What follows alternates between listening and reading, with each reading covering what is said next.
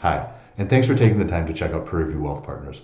I pray that as you perused our website, you got to see exactly what makes us different than the rest of the financial professionals in our industry. Today, we're going to talk a little bit about the 6 things that you have to do to help your child have a successful college career. Now, if you're like me, I've got 4 children, and so if you're like me, as you're getting ready to send the kids off, there's a little bit of trepidation, there's a little bit of concern, you're going to miss them, those types of things, except the days when they remind you that they're a college-bound student, a teenager, and kind of get under your skin a little bit. On those days, you're ready to kick them out of the nest right away. But in all seriousness, there are things that you should be considering as parents that can help to make this college career a really successful one for them. So let's start with setting a budget. The key here to setting the budget is thinking about the structure by which you want them to go to school and how you want to pay for that. So what I mean is, are you the type of family where as the parents you say, we want to pay all of the bill. We don't want our kids to have to come out of school owing anything. We don't want them to pay anything. We want to cover that bill. Are you at the opposite end of the spectrum where you say, you know what? Let the kids really earn it and let them deserve that degree. Let them pay the bill themselves. Or do you fall somewhere in between? And it's going to be a partnership. Mom and dad pay for some, and the kids pay for some. Whatever the structure is that you want to adopt, it's important to start there.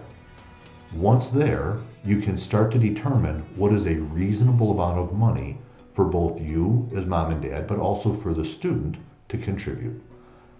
It's important to start here well before you get down the college selection process, because if you don't go into it with a budget, you might open the door to schools that you shouldn't be opening the door to. Clients of ours in the past have gone on and had their children accepted to and admitted to schools that were outside of their financial means.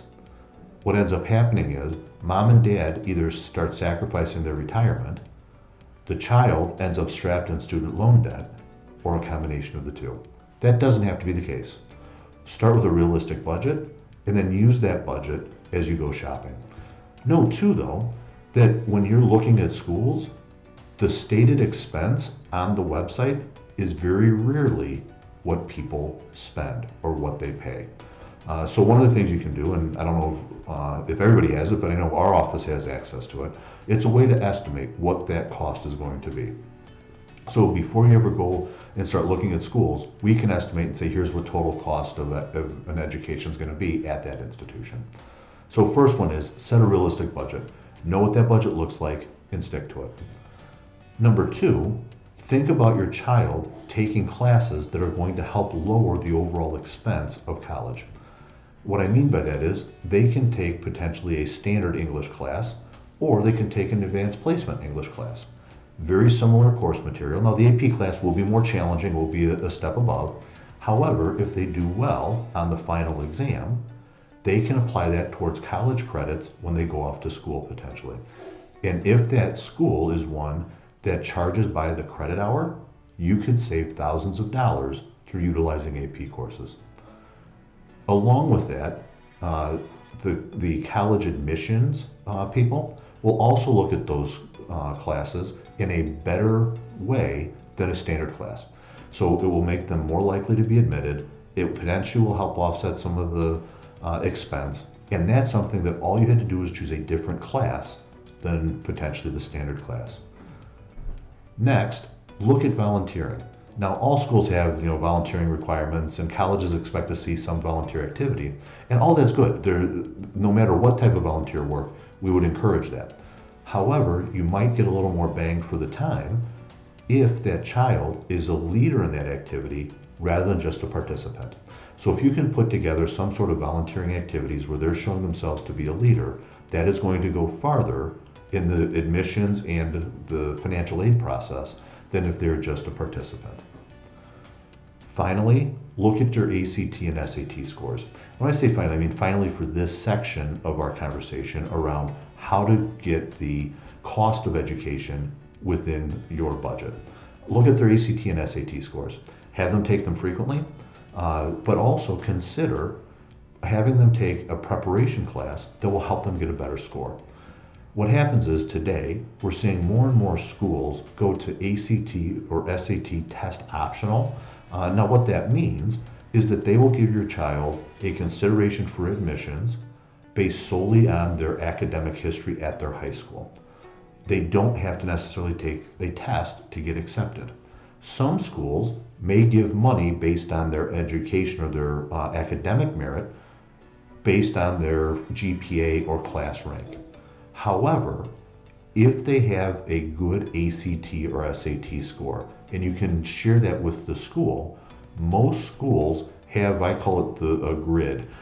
They kind of look and say, okay, your ACT is here, your GPA is here, we meet in the middle, and that's how much money you're going to get off of your tuition for your athletic or your academic scholarship.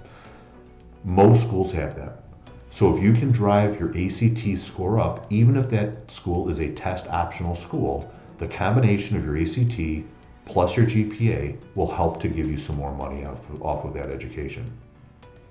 Now let's talk about two items that are more economic or money driven.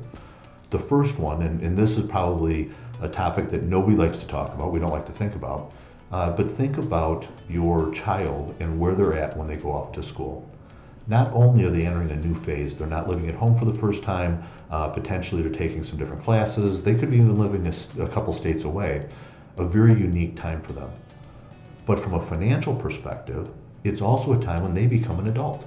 So legally, you as their mom and dad, who have always been there to make their decisions for them when it came to a doctor or came to their money or any of that kind of stuff, no longer can. So we would strongly recommend that you sit down with an attorney, do it online if you need to, or if you want to, and have a way that you can put together powers of attorney so that when your child is off at school, you can transact business on their behalf. If, heaven forbid, there is an accident, you can talk to doctors on their behalf and come up with a treatment plan, where if you don't have that and they're over the age of 18, it's a much harder thing to do. Also, along that same vein, if part of your financial aid package with the school requires you as mom and dad to either take out a loan for their education or to co-sign on a loan for their education, we would suggest that you consider taking out a life insurance policy on your child as well. Again, heaven forbid anything should happen. The worst thing that could happen, or something that could compound the worst thing that could happen, is if you now had student loans to pay off, even though your child passed away. So no, those are not fun concepts or fun things to talk about, but they're very, very much applicable, and there's something that we have to talk about and take into consideration. And then finally, we would suggest that you review your asset ownership. As you go to fill out your financial aid form, which is a FAFSA, free application for student aid, that application will look at assets. It will look at how those assets are owned, and how they're held. Sometimes keeping the exact same dollars but reallocating them can mean a huge deal on how much financial aid you get. Schools look differently at assets owned by a child versus assets owned by mom and dad. They look differently at assets that mom and dad hold just in a regular account, like a joint account, compared to assets that are owned in a retirement account or in home equity or in a life insurance and cash value of life insurance. So you should sit down with a planning professional and really say, how are these assets allocated, and can we do a better job to try to qualify for some additional financial aid?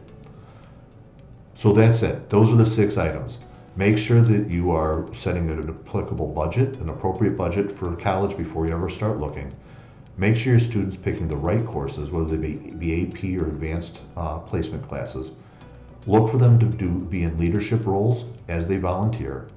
Consider looking at ways to boost their ACT and SAT scores.